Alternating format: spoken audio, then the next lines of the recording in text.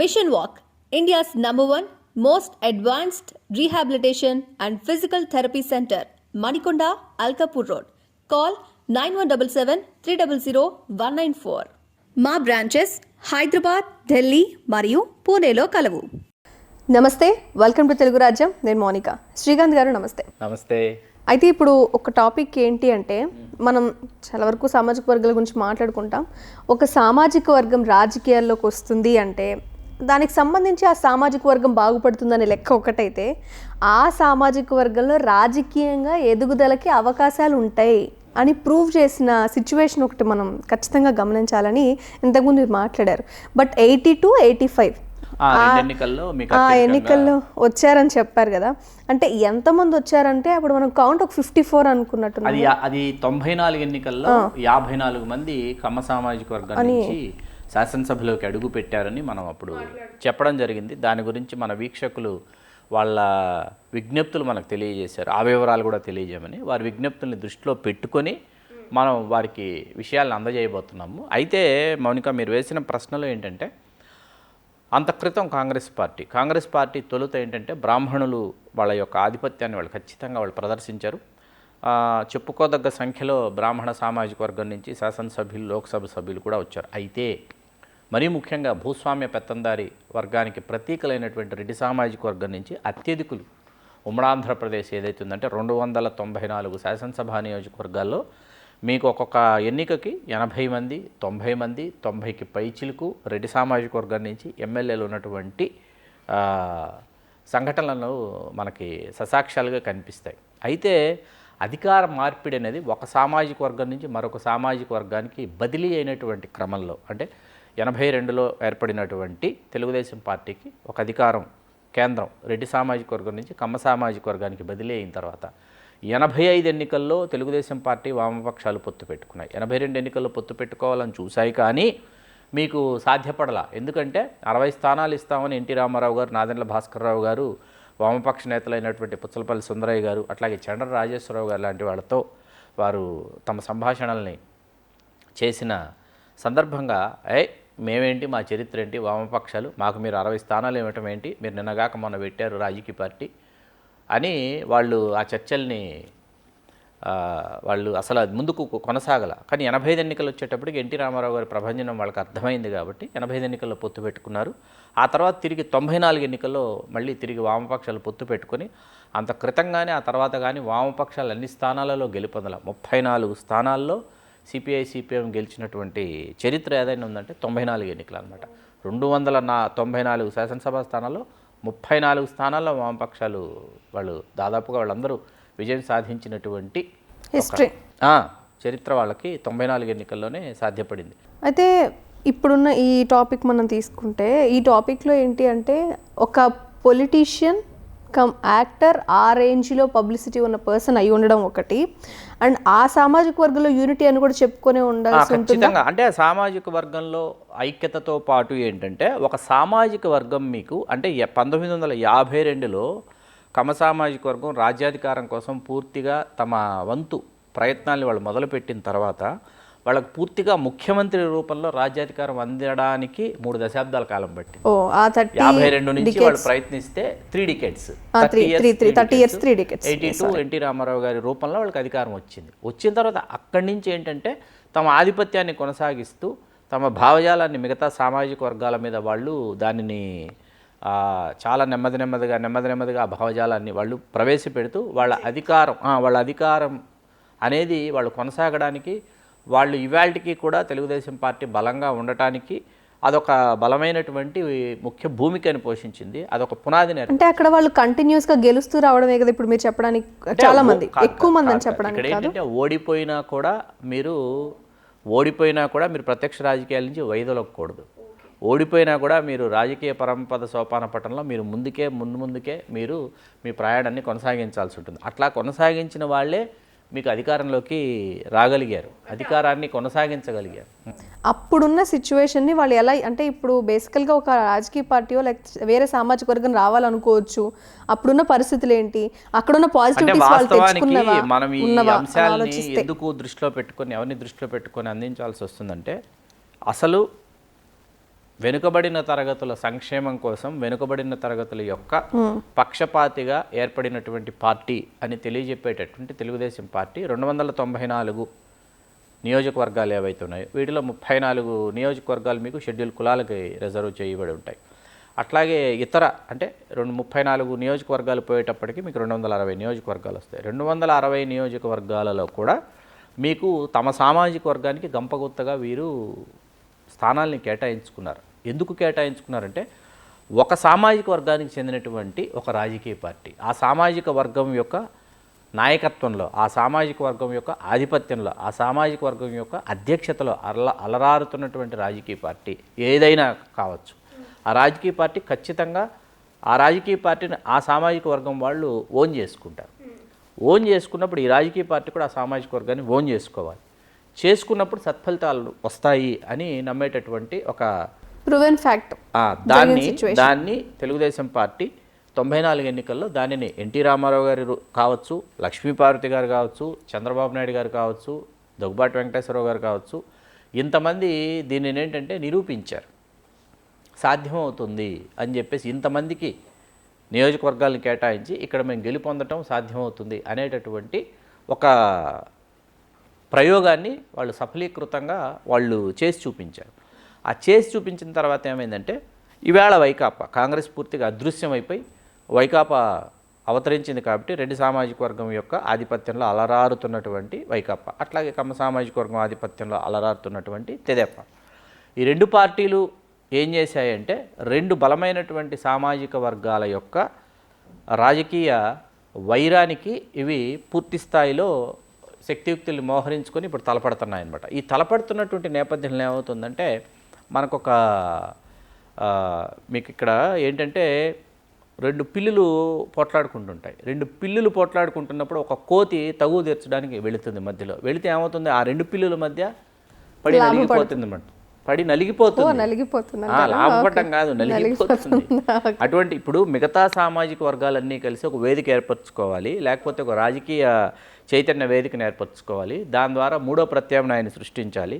తద్వారా రాజ్యాధికారానికి చేరువు కావాలంటే అదంత సులభం కాదు. ఎందుకంటే మెజారిటీ నియోజకవర్గాలు అయితే రెడ్డి లేకపోతే కమ్మ రెండు సామాజిక వర్గాల హస్తగతం అయిపోయి ఉన్నాయి ఆంధ్ర రాష్ట్రంలో. అయిపోయినటువంటి నేపథ్యంలో ఏమవుతుందంటే ఇది మీకు మారడానికి, అక్కడ మార్పు సంభవించడానికి సమయం పడుతుంది. 2009లో అటువంటి ప్రయోగం చిరంజీవి గారు చేశారు. మూడో ప్రత్యామ్నాయమే చిరంజీవి గారు. 2009 ఎన్నికలు, 2014 ఎన్నికలు, 2019 ఎన్నికలు, 2024 ఎన్నికలు వచ్చేసాయి. 4వ ఎన్నిక ఇది.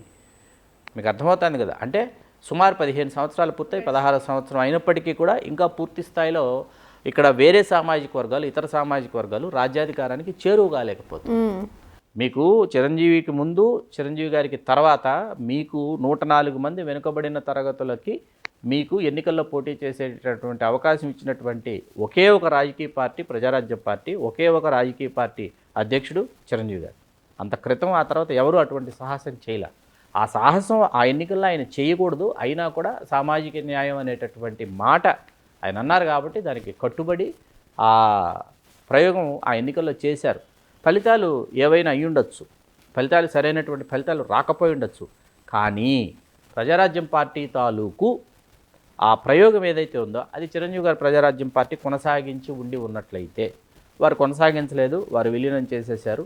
ఆ తర్వాత 2014 నుంచి జనసేన పార్టీ మీకు ఉనికిలోకి వచ్చింది. ఉనికిలోకి వచ్చిన తర్వాత జనసేన పార్టీ 2014లో పొత్తులో ఉంది కానీ ఎక్కడా ఏ స్థానాలు తీసుకోలేదు.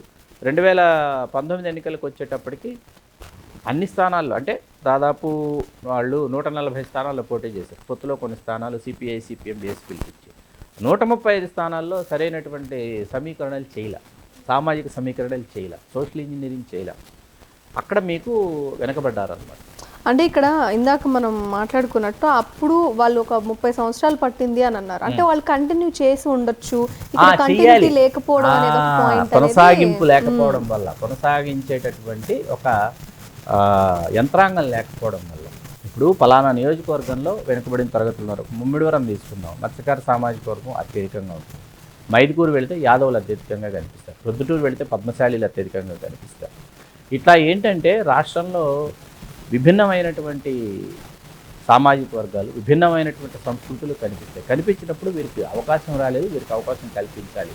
కల్పించే దిశగా అక్కడ ఆ స్థాయిలో రాజకీయాల పట్ల ఆసక్తి, అవగాహన ఉన్నటువంటి నాయకులు ఉంటే వారిని గుర్తించి వారిని రాజకీయ పార్టీలకు స్వాగతించాం. సరే శ్రీకాంత్ గారు, సో మనం అనుకున్న లిస్ట్ని స్టార్ట్ చేద్దాం. నేను ఏరియా నేమ్ చెప్తాను, మీరు ఆ డీటెయిల్స్ నియోజకవర్గం గురించి మీరు చెప్పండి. ఫస్ట్ పాతపట్నం ఏమైందంటే ఇక్కడ ఇది ఉప ఎన్నికలో డాక్టర్ నందమూరి లక్ష్మీపార్వతి గారు 96లో గెలిచారు. వారు ఎన్టీఆర్ టీడీపీ స్థాపించి గెలిచినటువంటి ఏకైక శాసనసభ్యురాలు డాక్టర్ నందమూరి లక్ష్మీపార్వతి గారు 96లో పాతపట్నం నుంచి గెలుపొందారు. పెందుర్తి ఎం ఆంజనేయులు గారిని ఇది వామపక్షాలకు కేటాయించారు. సిపిఐ నుంచి ఎం ఆంజనేయులు గారు గెలిచారు. పెద్దాపురం బొడ్డు భాస్కర్ రామారావు గారు తెలుగుదేశం పార్టీ, గద్దెబాబురావు గారు కూడా తెలుగుదేశం పార్టీ. మండపేట వివిఎస్ఎస్ చౌదరి గారు తెలుగుదేశం పార్టీ. బూరుపూడి కోర్పు వెంకట రామకృష్ణ గారు తెలుగుదేశం పార్టీ అభ్యర్థిగా వీరు గెలిచారు. వీరు మన జగపతి బాబు గారి మామగారు. రాజమండ్రి గోరంట్ల బుచ్చయ్య చౌదరి గారు. కొవ్వూరు పెండ్యాల వెంకట కృష్ణారావు గారు. వీరు 83 నుంచి వరుసగా వీరు గెలుపొందారు. తణుకు ఎంవి కృష్ణారావు గారు, ముళ్ళపూడి వెంకట కృష్ణారావు గారు తెలుగుదేశం. ఉంగుటూరు కొండ్రెడ్డి విశ్వనాథం గారు తెలుగుదేశం. దెందులూరు గార్పాటి సాంబశివరావు గారు తెలుగుదేశం. గన్నవరం గద్దె రామ్మోహన్ రావు గారు స్వతంత్ర అభ్యర్థి, అంటే టీడీపీ రెబల్ అనమాట. ఇక్కడ దాసరి బాలవర్ధన్ రావు గారికి స్థానం కేటాయించారు. కానీ లక్ష్మీపార్వతి గారి వర్గం అప్పుడు గద్దె రామ్మోహన్ రావు గారు వెళ్ళి నిజంగా నువ్వు గెలుస్తానన్న నమ్మకం ఉంటే నువ్వు రెబల్గా వేసి గెలిచిరా, తెలుగుదేశంలోకి తీసుకుంటామని లక్ష్మీపార్వతి గారు చెప్తే వీరు వెళ్ళి రెబల్గా వేసి 10,000 పైచిలు కొట్టుతో గెలిపొందారు. పెద్దరామ్మోహన్ రావు గారు. నందిగామ దేవినేని వెంకటరమణ గారు. జగ్గేపేట నెట్టెం రఘురామ్ గారు. మంగళగిరి ఎన్ రామ్మోహన్ రావు గారు ఇది వామపక్షాలకు కేటాయించారు. పొన్నూరు ధూళిపాడి నరేంద్ర గారు. వేమూరు ఆలపాటి రాజేంద్ర ప్రసాద్ గారు. రేపల్లె ఈయన ఎం వెంకట సుబ్బయ్య గారు. తెనాలి రావి రవీంద్రనాథ్ గారు. బాపట్ల ఎం శేషగిరిరావు గారు. ప్రతిపాడు మాకినేని పెదరత్తయ్య గారు. చిలకలూరుపేట తెలుగుదేశం పార్టీ కమ్మ సామాజిక వర్గాన్ని కేటాయించింది ఎంవి నరసింహారావు. అయితే వారు ఓటమి చెందారు. సోమైపల్లి సాంబయ్య గారు కాంగ్రెస్ అభ్యర్థి, వీరు కూడా కమ్మ సామాజిక వర్గమే. కేవలం 131 కోట్ల తేడాతో వీరు గెలిపొందారు. నెక్స్ట్ నర్సరావుపేట కోడెల శివప్రసాదరావు గారు. వినుకొండ కూడా తెలుగుదేశం రెబల్ వీరపనేని ఎలమందరావు వీరు గెలిపొందారు. వీరు తర్వాత తెలుగుదేశంలోకి చేర్చుకున్నారు. గురజాల ఇప్పుడు మళ్ళీ పోటీ చేస్తున్న వీళ్ళల్లో చాలా మంది ఇప్పుడు మళ్ళీ పోటీలో ఉన్నారు. ఎరపతినేని శ్రీనివాసరావు గారు. కంభం సప్పిడి వెంగయ్య గారు. అద్దంకి టీడీపీ రెబల్ బాచించి చెంచుగారటయ్య గారు పోటీ చేశారు, గెలుపొందారు, తెలుగుదేశంలో చేరిపోయారు. మాతూరు గొట్టిపాటి హనుమంతరావు గారు. వీరు టీడీపీ రెబలే, వీరు రెబల్గా వేసి గెలుపొందారు. ఒంగోలు ఈదర హరిబాబు గారు. కందుకూరు దివి శివరాం గారు. పుత్తూరు గాలిముద్దు కృష్ణనాయుడు గారు. కుప్పం ఎన్ చంద్రబాబు నాయుడు గారు. డిచ్పల్లి ఇక్కడ నుంచి ఖమ్మం, ఇది మన తెలంగాణ జిల్లాలో వస్తాయి. మండ వెంకటేశ్వర గారు. వరంగల్ దోనేపూడి రమేష్ బాబు. కొత్తగూడెం కోనేరు నాగేశ్వరరావు గారు టీడీపీ. ఖమ్మం పువ్వాడ నాగేశ్వరరావు వామపక్షాలకు కేటాయించారు. సత్తుపల్లి తుమ్మల నాగేశ్వరరావు గారు Telugu Desam. Final 54th one Madhira వామపక్షాలకు కేటాయించారు. బోడేపూడి వెంకటేశ్వరరావు గారు 54. సో వాళ్ళు ఎవరెవరు ఆ 54 మెంబర్స్ అనేది లిస్ట్ మొత్తం ఆ లిస్ట్ ఇప్పుడు మనం విత్ నేమ్స్ మొత్తం అంతా క్లియర్గా తెలియజేస్తాం.